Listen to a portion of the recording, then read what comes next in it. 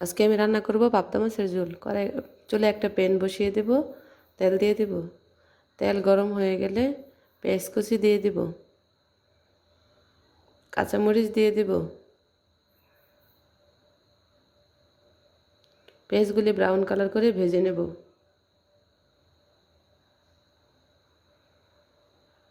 Brown colour করে ভাজা হয়ে গেলে টমেটো কুচি দিয়ে দেব।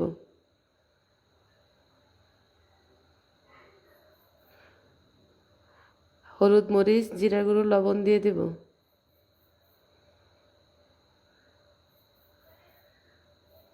একটু নাড়াচাড়া করে মিশিয়ে নেব, ভালো করে কষিয়ে নেব মশলাগুলো। তারপরে গরম পানি দেওয়ার চেষ্টা করবেন, অবশ্যই গরম পানি দিয়ে দিব। ভালো করে মশলাগুলি কষাবো।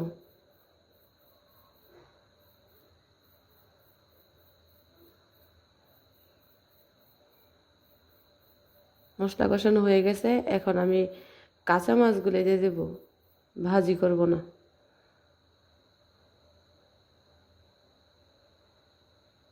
সবগুলি মাছ ভালো করে একটা একটা করে আলগা আলগা করে দিয়ে দেব, যাতে একটার সাথে একটা না লেগে থাকে।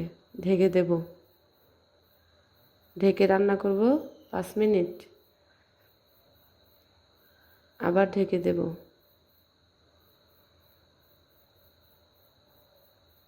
এই তো এখন হয়ে গেছে, আমি লবণ চেক করে নিয়েছি। হালকা হাতে একটু নেড়ে দেব, তারপর পরিবেশন করব।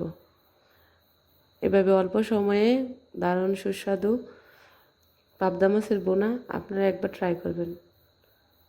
Thank for watching, by.